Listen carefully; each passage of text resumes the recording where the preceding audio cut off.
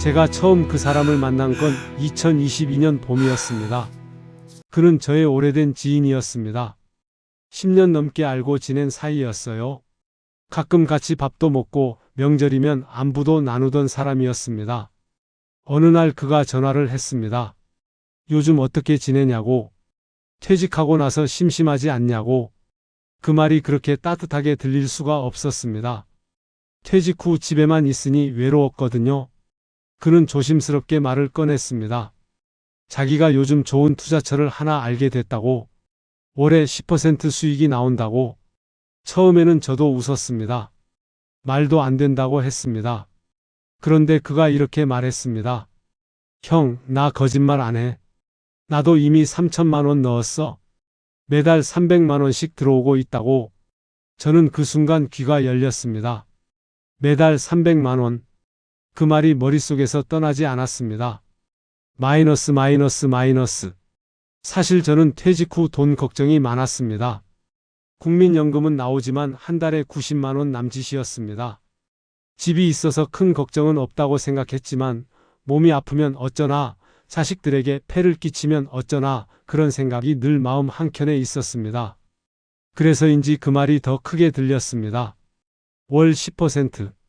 1억 2천을 넣으면 매달 1200만 원이 들어온다는 계산이 머릿속에서 자동으로 나왔습니다. 그 돈이면 노후 걱정이 없었습니다. 그는 며칠 후 저를 직접 만났습니다. 깔끔한 양복을 입고 왔습니다.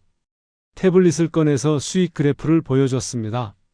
매달 일정하게 올라가는 곡선이었습니다. 회사 소개서도 있었습니다. 홈페이지도 있었습니다. 심지어 투자자 후기 영상도 보여줬습니다. 저는 물었습니다. 원금은 보장이 되냐고. 그는 주저없이 대답했습니다. 당연하지. 그게 이 투자의 핵심이야. 원금 보장의 수익까지. 그 말을 들었을 때 저는 이미 마음이 기울어져 있었습니다. 하지만 저는 바로 결정하지 않았습니다. 집에 돌아와서 아내에게 이야기를 했습니다.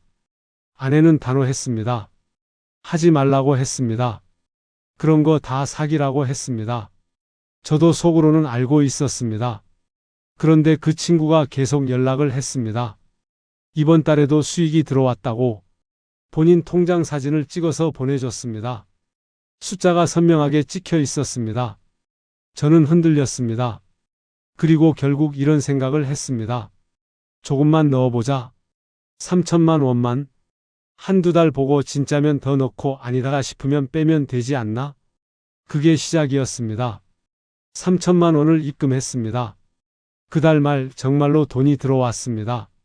300만 원이 통장에 찍혔습니다. 저는 전화를 해서 감사하다고 했습니다. 그 친구는 웃으며 말했습니다. 거봐, 내가 뭘 했어? 더 넣어봐. 마이너스. 한 달이 지났습니다. 또 300만 원이 들어왔습니다. 두 달이 지났습니다. 또 들어왔습니다. 저는 완전히 믿었습니다. 아내를 설득했습니다. 퇴직금 전부를 넣었습니다. 1억 2천만 원이었습니다. 그 친구는 고맙다며 저녁을 샀습니다. 비싼 한식집에서 갈비를 먹었습니다. 그는 말했습니다. 이제 형도 노후 걱정 없겠다고. 우리 같이 잘 살자고.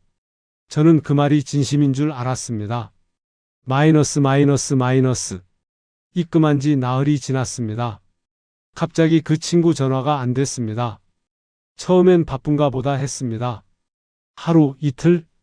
문자를 보냈습니다. 카카오톡을 보냈습니다. 읽지 않은 표시만 남았습니다. 사흘째 되던 날 저는 그 회사 홈페이지에 들어갔습니다. 홈페이지가 없었습니다. 접속 오류가 났습니다. 새로 고침을 했습니다. 또 오류. 주소를 다시 쳤습니다.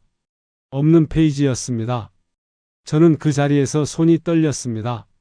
전화를 또 했습니다. 없는 번호라고 나왔습니다.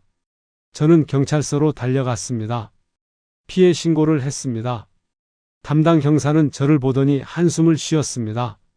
이런 사건이 최근에 많다고 했습니다. 유사수신 행위, 다단계 방식의 폰지 사기.